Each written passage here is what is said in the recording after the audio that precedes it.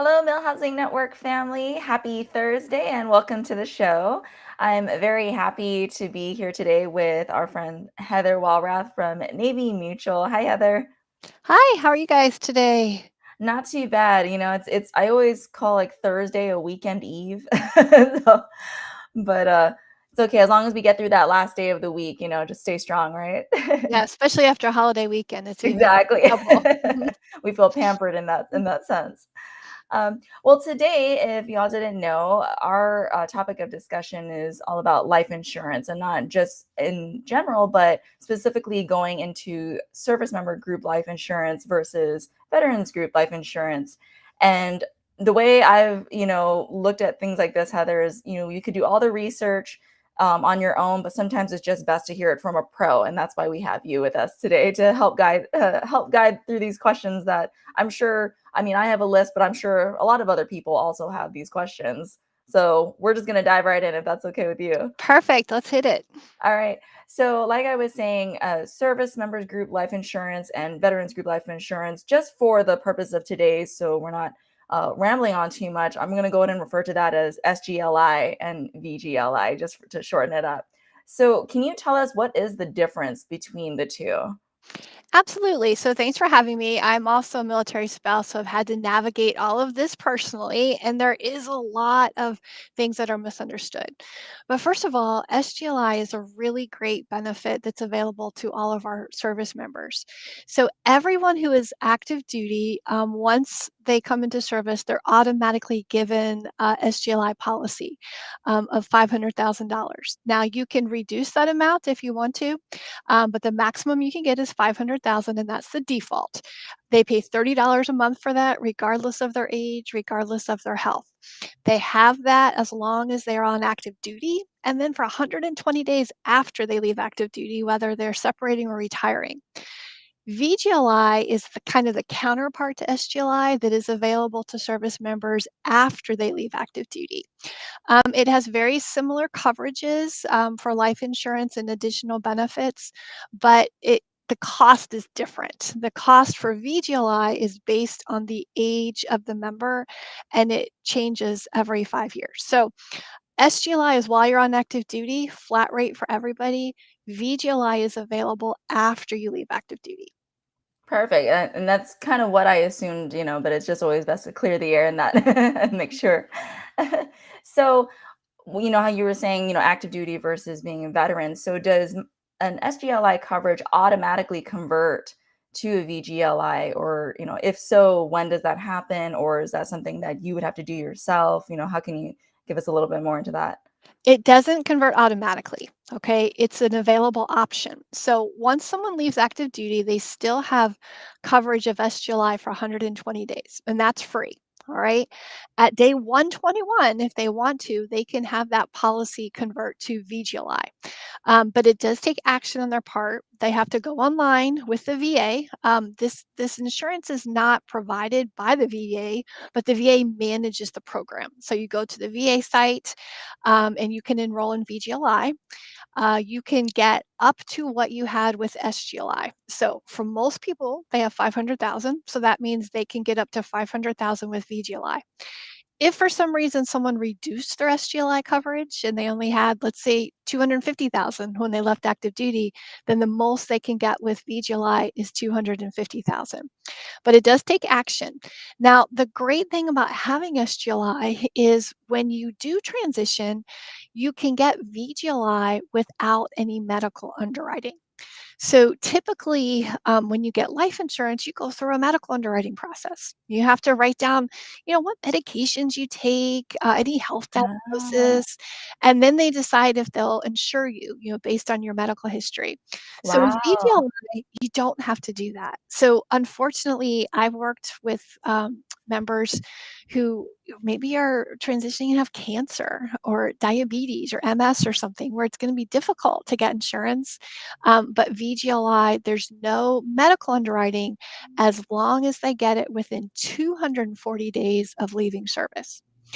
Now, They technically have up to 1 year and 120 days to get this program, but after 240 days, they have to go through a medical qualifying purpose.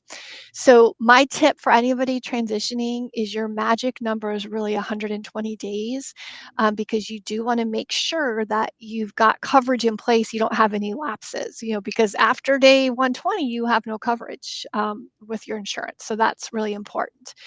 The other thing about that conversion is VGLI is one option. VGLI is term. It continues while you're continuing to pay it, but they can also convert to whole life, and that's a different product. That is through there's 11 participating companies in this whole life conversion part. All of these companies agree there's no medical underwriting. They will give you a policy, but their prices might vary. Okay.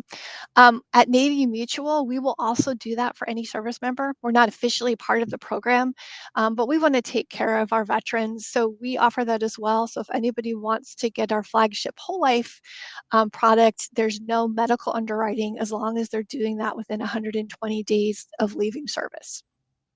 And lots of numbers to remember too, Yep. so you make sure that you're not, missing a deadline and whatnot. At Um, 120, that's the number I tell everyone. Write down, circle, circle I like how again. you Yeah. emphasize that by day hmm 121. hmm So you kind of touched on this a little bit. So what happens to an SGLI coverage if you don't apply within that deadline? If you don't apply for VGLI? You know how you were saying you Yep. can, if you had a certain amount of coverage, you could do the same amount as well. So midnight, 120 days, that Mhm. SGLI coverage is gone. It's Okay, just completely it's gone. completely Yes. gone. Okay, so you either have to take action, to convert it to a whole life policy or to VGLI with no medical underwriting, or you can certainly go someplace else and apply for other life insurance, through a private company. Um, Right. what people need to be aware of though is, after leaving service, if they're gonna do anything that's considered hazardous by that company, and that could Mhm. be an aviation job, a dive-related job, Even construction. yeah, construction, or if they're gonna be a contractor working for the government, in some dangerous Mhm. place, many commercial policies will have exclusions, that if something happens to the person when they're engaged in that type of activity, it doesn't pay out. So you wanna be really careful, with additional insurance to make sure that whatever activity that you're doing, that you have that coverage. Right. And that is one advantage of VGLI is that it doesn't have, those exclusions once you leave service. Wonderful, thank you. How does the premium for VGLI compare to the premium for SGLI? It's higher, okay? And for a typical term policy, your rate is locked in for a period of that term. So let's say you get a 10-year policy, 20, 30, your premium is flat. I had a 30-year term policy. It was $17 a month for 30 years, okay? VGLI, the price depends on how much you get and your age. So let's say we've got a service member that's retiring and they're 40, okay?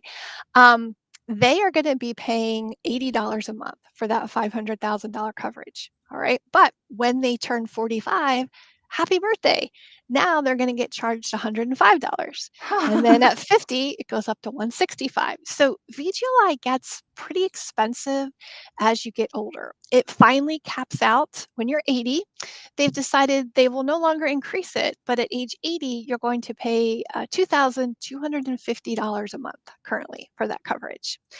So if someone is relatively healthy, when they're leaving service, I always recommend that they reach out to other companies outside of that conversion to see what they would qualify for, because maybe they can get a 20-year policy that they lock in $40 a month and it's going to stay and they're not going to be subject to those increases. Right. So, at Navy Mutual, we're happy to talk to service members about that, how policies that you might be able to get through us would compare to VGLI. But VGLI is a very valuable benefit for someone that might be uninsurable because regardless of their health, they can get that benefit, but it's going to get expensive and considerably expensive as they get older. And so obviously this is something that you don't want to push off and, oh, I'll get to it when I get to it, right? When time is on your side and you have, that amount of time to be able to lock in, like you were saying, the time is now to Yeah, talk to somebody. there are a lot of benefits that are available to service members and their family when they're on active duty, but it all changes when you leave service. So Sure. if you wait until that time when everything is getting crazy, trying to make all these decisions, or you wait until you've got some health condition that pops up, right? All Hmm. of those things make it more difficult to get insurance. So I'm always encouraging people to, understand the benefits you have on active duty, but think about, is that enough for your family? And for Right. many people, $500,000 is not enough. So to get something else to supplement that. Um, I never would encourage anyone to decline SGLI because it has some other features like your family can get coverage. There's a family SGLI for the spouse and the kids. There's also something that comes with SGLI called traumatic injury protection. So I encourage everybody to at least keep something of their SGLI. Right. Um, but for many people, having additional policies is really important, especially if you can lock in those rates when you're young and healthy. Hmm. Now, how about somebody, if, can they keep their VGLI if they are reemployed or they return to active duty? Technically, you can, okay, but you can't have a combination of SGLI and VGLI of more than 500,000. So, because SGLI is cheaper, right? You're only Hmm. paying $30. It really would make more sense if someone becomes re-eligible for SGLI. Like, let's say they get out, they take VGLI, and then they re-enlist later, or they go into the reserves. Because if you're in the reserves, you can also get SGLI. It would probably make more sense to just take the maximum amount of SGLI because it's cheaper.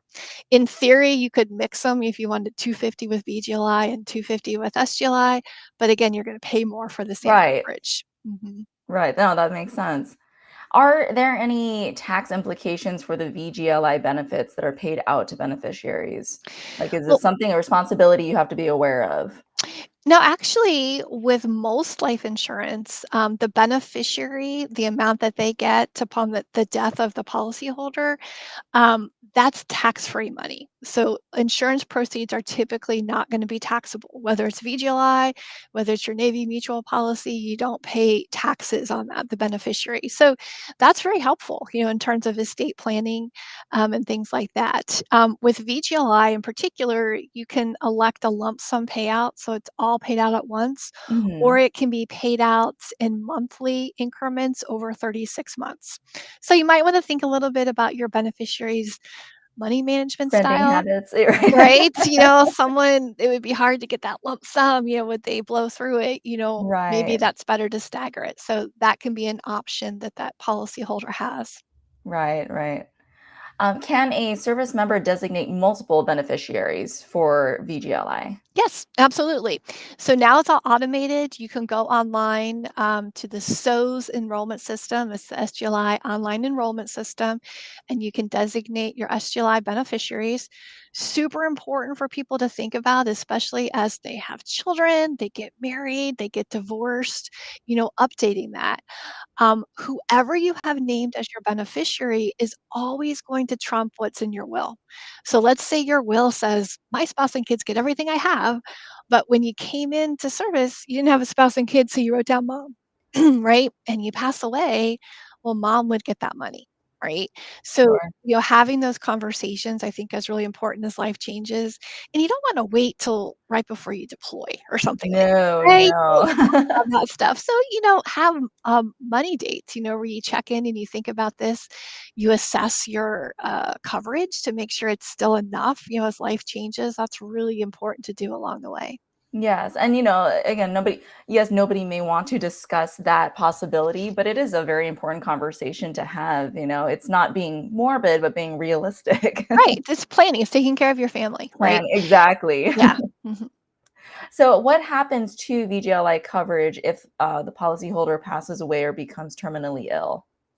So if they pass away, then of course the beneficiary is going to receive the proceeds, right? Because that's the death benefit. But very good point. VGLI does have an accelerated death benefit option, which is a terrible name, right? But an important benefit because what that means is if a member, if that policyholder, the veteran at that point, VGLI, um, has a terminal illness and a physician says you have 9 months or less to live, they can take a portion of that to be paid up front, up to half the policy. So maybe you want to take half of that and take your kids to Disney World, or you want to go ahead and just pay off the house so you make sure that Right. gets taken care of. That is an option for that chronic illness, but there are very specific parameters with that, in terms of what would qualify. So you have to have the physician's documentation. Of And, course. other policies that you get, you wanna look for something, called a chronic illness, rider, or again, the accelerated death benefit. That's a term that's used in other, whole life policies, typically, on the commercial side that might have a similar type benefit. Well, thank you so much. I honestly, it was funny because I had a few other questions, but you tackled them without me even having to ask. So I really appreciate that, and I do appreciate your time today and all the information you provided. Perfect. Yeah, happy to help, and we're always happy to help people navigate what's an appropriate amount for them at Navy Mutual. Everybody's number is different. I teach a lot of transition classes and I always kind of throw out there this teaser. So how much insurance do you need when you leave service? And I always get these $1 million, 5 million. And I'm like, it depends, right? It Yes. depends on your situation. So if there's ever anything that we can do to help members kind of navigate what's appropriate for them, how to get additional coverage, in addition to what they've got for their service benefits. That's what we're here for, to have those conversations and to also make sure that you're really taking advantage of your military benefits. That's my side of the house to help you navigate all of that. So always happy to help and have the conversations. Oh, thank you so much. And for those of you who are watching today, if there were any questions that I didn't get to that you personally have, you can definitely reach out to Navy Mutual. We'll be sure to tag them in this live stream. And you can also go to navymutual.org. Heather, were there any other links that I should know about too? You can scan the QR code that's right above. I don't know if you can see it right above my head. Um, Nope, those are perfect. That'll get you to us to answer any additional questions that you have. I'm always happy to help. Wonderful. Well, we look forward to being able to speak with you again. And for all of you watching at home or on the road or anything, hopefully not while you're driving, but we hope that you enjoyed the show today. And thank you so much again, Heather. My pleasure.